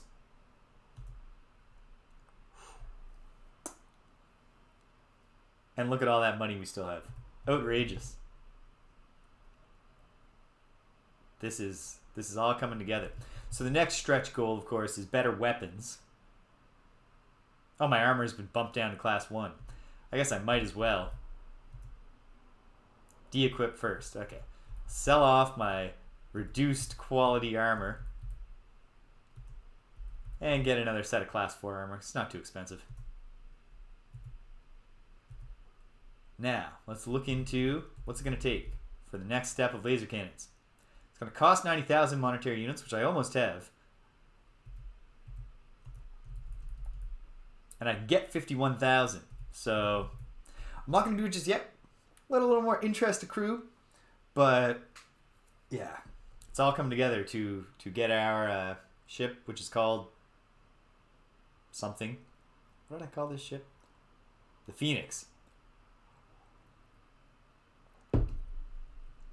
Phoenix is almost going to be a mighty ship indeed. Very exciting news for me. And I guess for the medium to long-term future of the 58 Dream Street Twitch channel is that Suikoden 1 and 2 are getting remastered and re-released. So I played Suikoden 1 when it was first out so soon in my life that I didn't have a memory card on my PlayStation yet. So I've experienced like 3 hours of that game, and then my sister had a show she wanted to watch. My mom was like, your sister gets the TV now. And I was calling my buddy Jake, who did have a memory card, but we're adolescents. So the problem was I'm calling him, it's almost noon, to be like, Jake, bring the memory card over here quick. And alas, he was asleep. So never got very far in it. But it was neat when I tried it, and I didn't even really know what the gimmick of the game was, which is battles at different scales, and you can recruit like over 100 heroes, I think, into your to make up your armies and stuff, because it's and I didn't know that it was based on the Water Margin, the classic, one of the the 4 great classical novels of Chinese literature, which I have read like 80% of, because I got a crummy edition that just cuts off 80% of the way through, and then by the time I found a better edition, I kind of lost the thread of the plot. So that's very cool. And then I've often heard really, really good things about the sequel. So I've wanted to do them, and now I'm going to get a chance to next year, if Konami follows through on their promise, which I think they will. Not because like I have really, really strong faith in Konami, but it seemed like from the trailers, like they've, most of the work is done. This is a good way for them to make money. Konami does like making money off their old stuff. They haven't always. That has been, a notoriously controversial thing. Has been Konami just like leaving money on the table because they can make more money with pachinko machines than with video games. So they're not doing it for the love. That's for sure. Okay. Yes, that's what it said. Boom. We got it right. We're out there. So yeah. In the long-term future. So kind of got 2 tracks now for my personal my one-person streams that I don't do with any of my friends, and that's the classic PC RPGs and adventures track, which we're staying on. I compiled a little list, and there's a lot of RPGs and classic adventures that I want to do in the fullness of time. But also, there's a JRPG track now, because I'm doing Chrono Cross. That's coming close to an end. I want to do Live Alive, the remaster. I loved the original when I played it as a kid, as an adolescent on an emulator, the translation patch, but I'll check out this cool. I like the HD 2D style that Square Enix has come up with for some of these actually mostly for new games like Octopath Traveler. Let's get out there. Here we go. Actually, before I get out there, why don't I look at the map and remind myself, or look at my log, remind myself where Mardan is. 217.88. Okay? And 217.88. Let's look at the map. 217.88. Right. Okay. So we're going... Whoops. Here. So I think, we'll just grab this flux and then just move there. We have tons of fuel. So that's a pretty simple path. The flux is the downspin one. Just downspin from home. So we'll spin on down there, we'll flux through, and then we'll head coreward. Now, live alive, and I want to cajole Danielle to play Final Fantasy VI with me. Because normally I'm doing games here that I've never seen. You know, blind plays. Final Fantasy VI is certainly a game that I've not just seen, but played again and again and again throughout my life. So if I'm going to do that on the stream, I'd like to incorporate a second set of eyes who's experiencing it, that I can watch it through someone else's eyes. So we'll see if that ever works out. And then, eventually, here we go. Coreward. Oh, we're meeting probably a friend here. Probably Eloan or Meccan? There we go. It's the Eloan. Hey! No, but as always, thank you for asking. I mean, how's your need for energy? We're not gonna... Okay, listen. Just chill. The Thren aren't that bad, but we are avoiding them just because we don't want to get into... We don't want to get in the middle of this. What about yourself? No other planet is so sacred as Elan. There doth our young abide and in tranquility dwell. Not even those of us grown disturb their meditations there. An island world with oceans vast and splendorous. Ilan revolves around the yellow sun of 14863.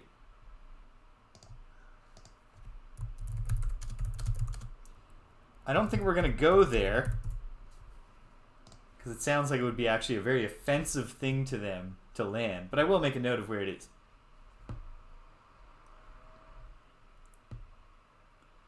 Is not violence above all things most base and vile? Surely only as a final measure, and even then, with reservation, can it be condoned. Absolutely. I agree. We share values there, friends. Star of our birth was also that of the Thren. Together there we dwelt as they do still, till we fled hither, lest they destroy us at last. Can't we all just get along? Tell me more about yourself, if you don't mind. The orange star of our birth. Oh.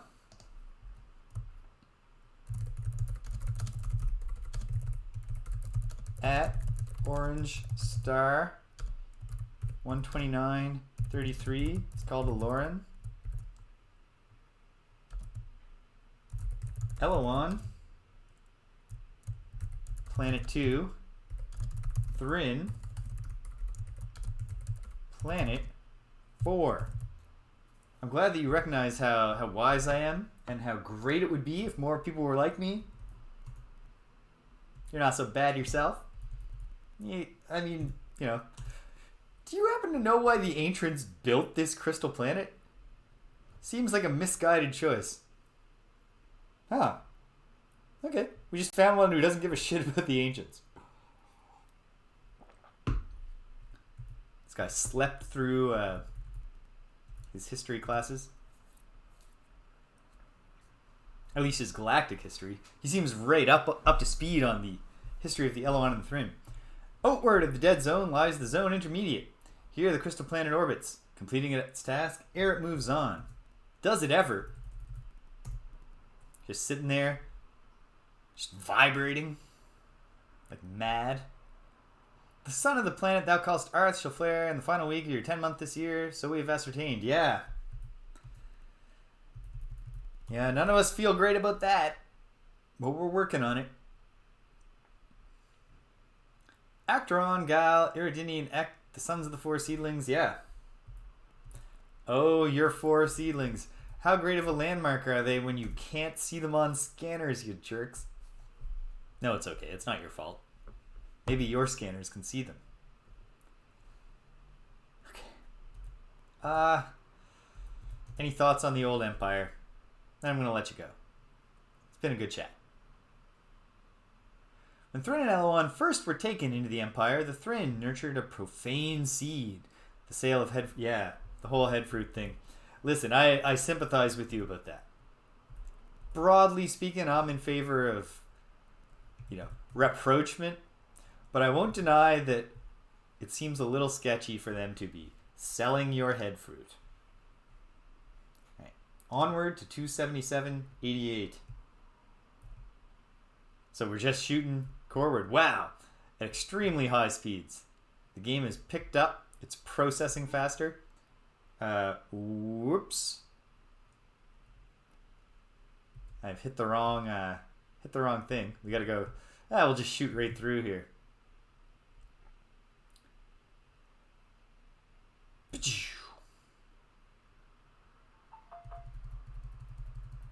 Mardan. I think this is Mardan. Left by mistake. My bad. There we go. Okay, 217.88. Yeah, Mardan. Planet 2. Let's just pop right past the sun. Whoa. Squint, everybody. Don't look directly at it. Okay, here we are.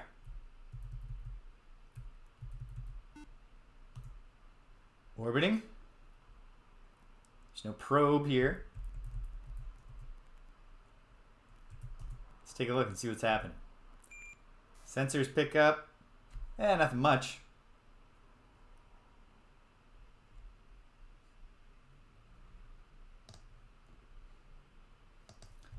Molybdenum, promethium, chromium. I mean, hey, promethium is valuable. There's not a lot of it, though.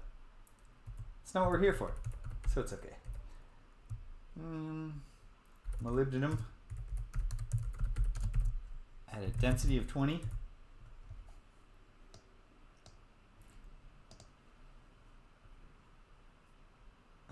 Bad atmosphere. Okay. Smells distinctly like cat pee down there. Oh my goodness. Very violent weather. Serious heavy gravity. But not at the level... Hold on. I better...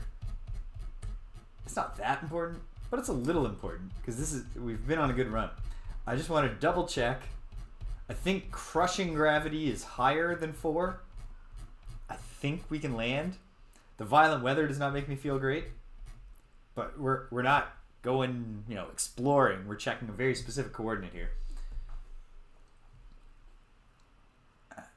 Okay. So, just scrolling through the manual here. Bear with me. Hang tight, gang. Starport. Training crew assignment. Oh my. Okay, where's the thing about scanning planets? Be great. Okay, here we are. In orbit. Analysis. Gravity. Okay, yeah. More than 8 Gs will crush the hull if we try to land. So we can land. This is not a nice place. So we're going to target the precise coordinates we've been given. Check them real quick. Hopefully before our Eloan crewmates are killed horribly. And then we're getting the hell out of there. Alright, so it's 56 north, 16 west. Deep breath, everyone. Think good thoughts.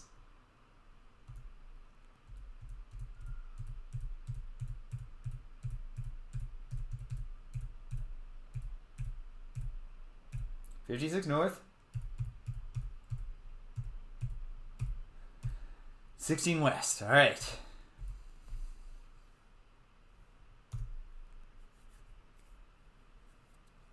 We're landing. The weather is not good at all down here. So we got to go fast. And even that might not be enough. It'll be really sad if we lose a bunch of crew right now.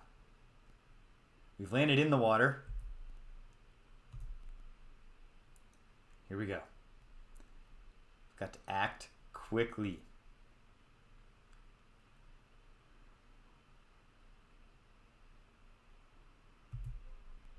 Hey, it's only a windstorm, and we did land on the land. That's good.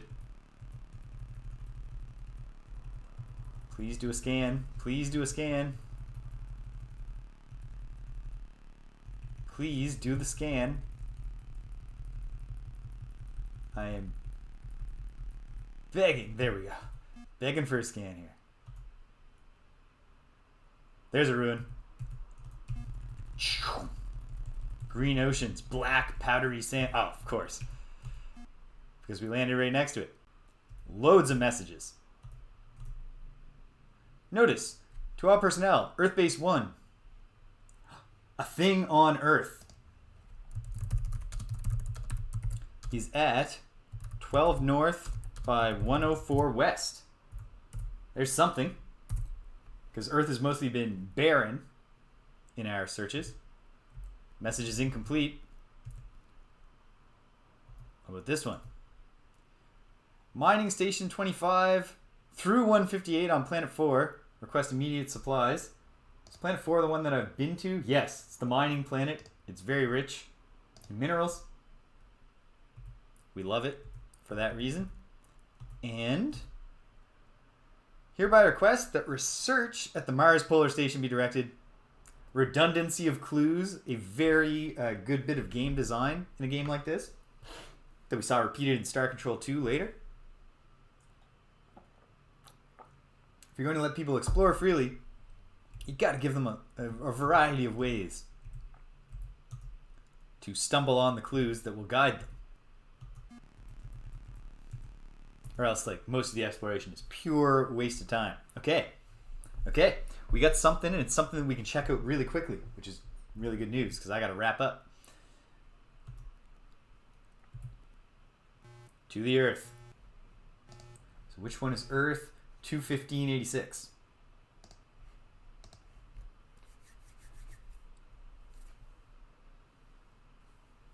I love watching a plan come together.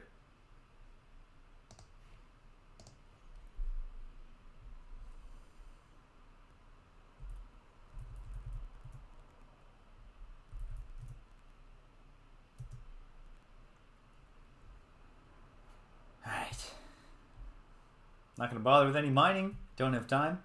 So what did I just say? 21586.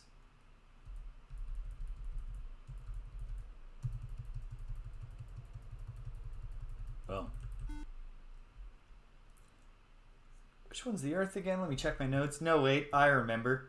We talked about this in school when I was a kid. The third planet will be the Earth.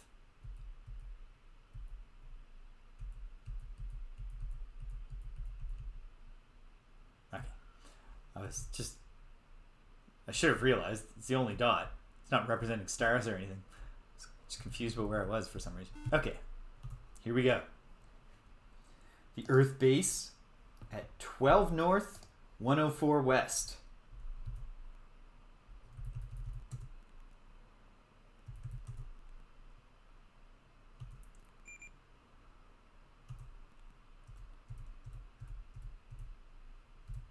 North, 104 west.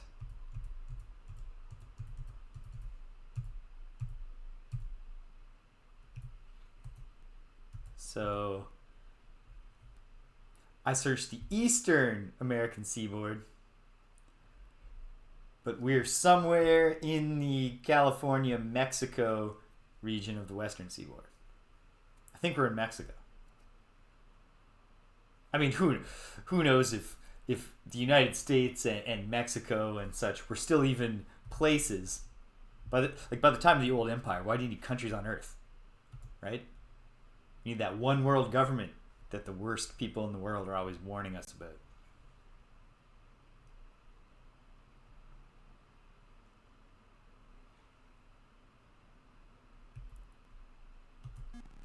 Didn't have to wait for a scan on this one. 2 messages and a hypercube. I gotta believe the hypercube is something good.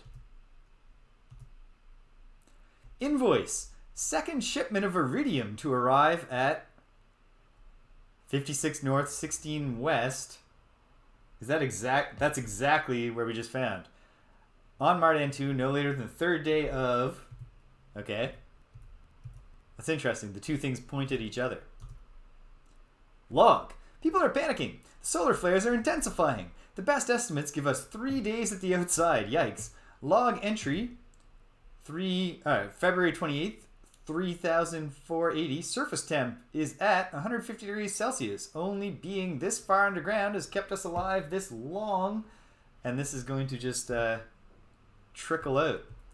Let's record the bleak final testimony of Earth for posterity. And let's grab this hypercube.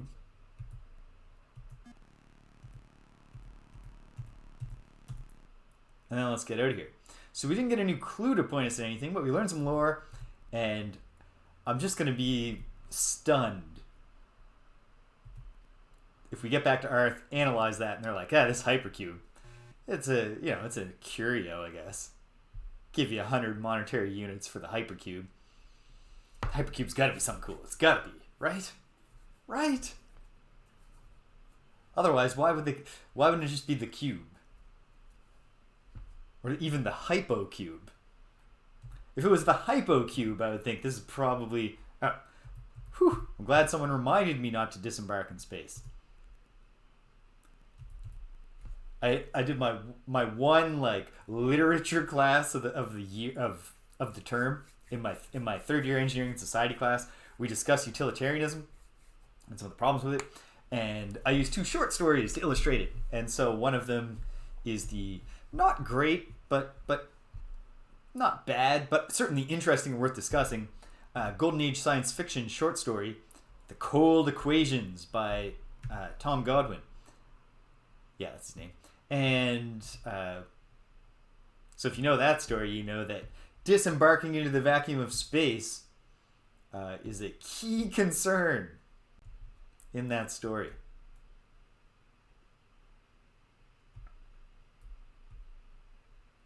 And not because Tom Godwin was under the misapprehension that would somehow be a good thing to do. Okay, so if we just head outward from here, we should see the flux, right? Right. I suppose there's absolutely nothing stopping me from just looking at the map and double checking. Since I'm down to the wire here for time. It's not a bad idea. Okay, flux is at... yep. I'm on a plane with it. So let's go find out what the hypercube does.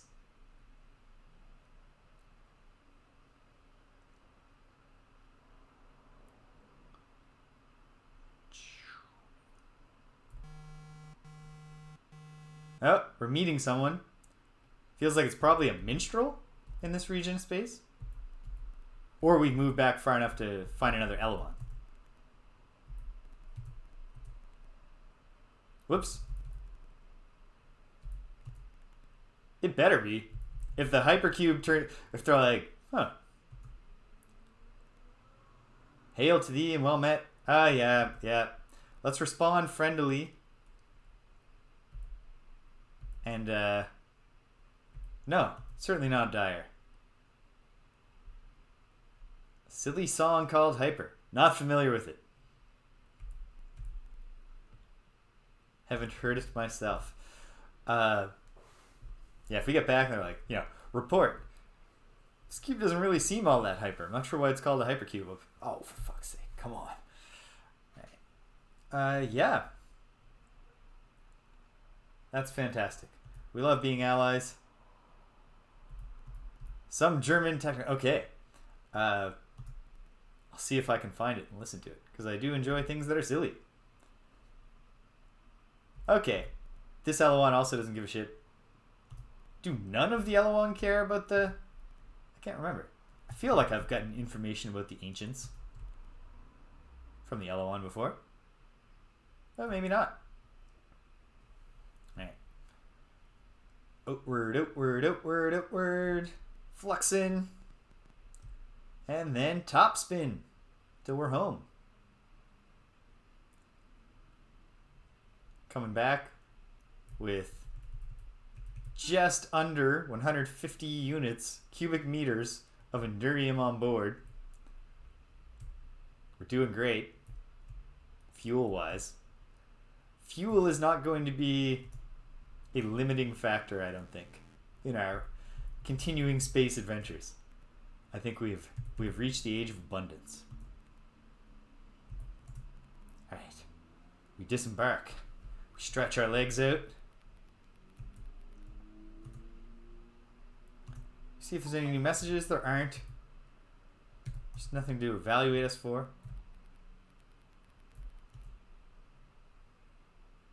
Here we go. I hear text messages coming in. Hold on a sec.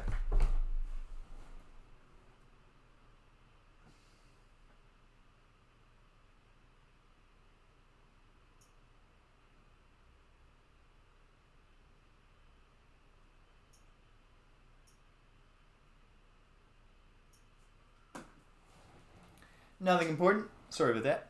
All right. Just building the anticipation for the big reveal.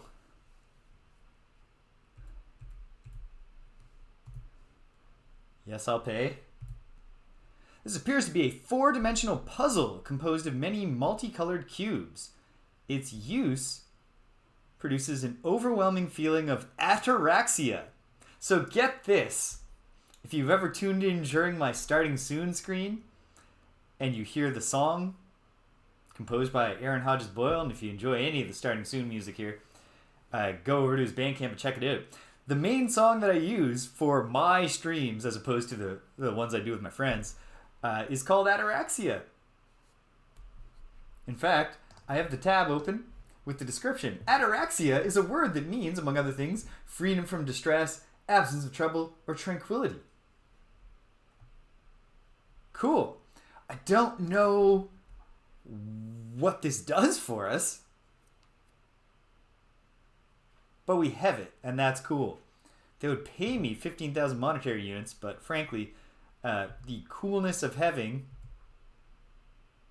this thing outweighs the coolness of getting a little bit of money for it. So we're not selling that. Okay.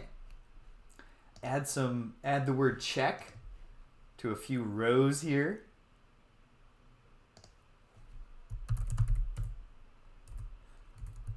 Just so next time I know which leads we chased down and which we haven't. Very good. Very good. Okay. Well, I guess next time our big things are to keep on we got to start searching Veloxy space in earnest. Try to find the planet Sphexi and see what is or isn't going to prevent us from getting the small egg.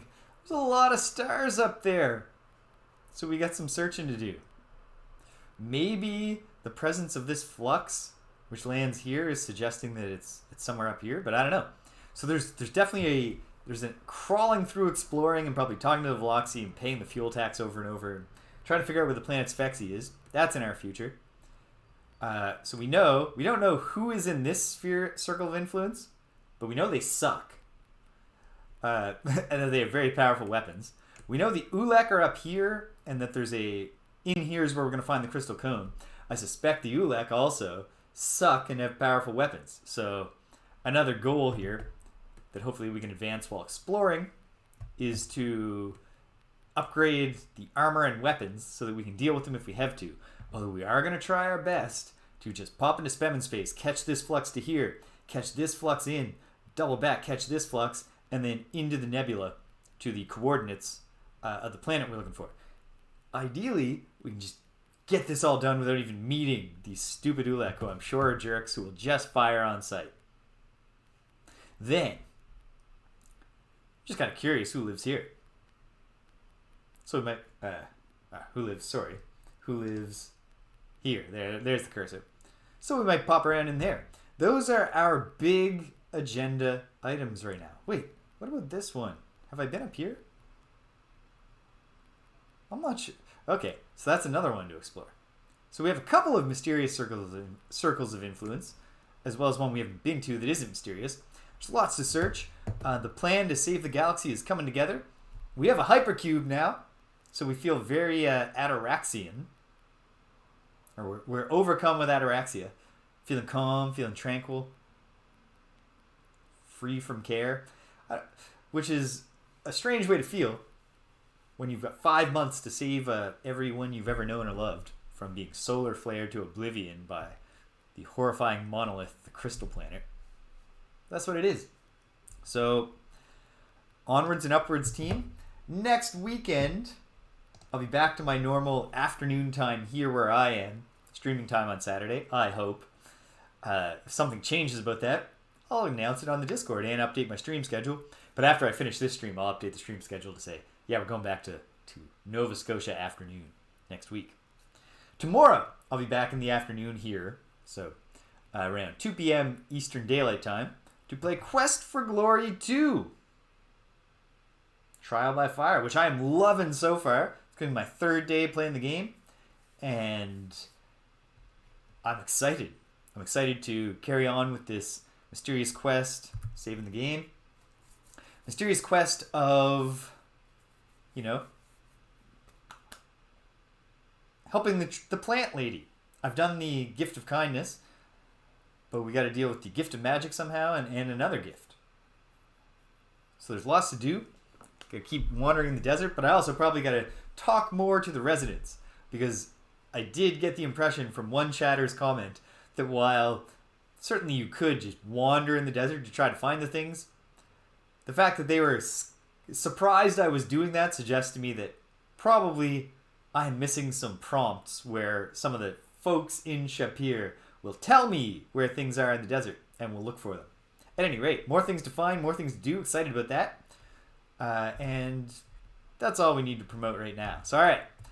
Wish me luck with a long day of gaming with a group of people who, the ones I know are nice folks, but I don't know that well, and the rest of them are strangers to me. I'm sure they're nice folks. I don't know anything about the game. I barely comprehended the rules. Comprehended them enough. I'll stumble along. Wish me luck with that. I'll catch you on the flip side. Enjoy the rest of your day, everybody. I'm glad you were here with me. If you stuck around to the end, thank you. If you didn't, you can't hear my voice. I'm still grateful you're here, so thank you. And until the next time that we all get fluxed into the same quadrant of space, you take care of yourselves and be kind to everyone you meet.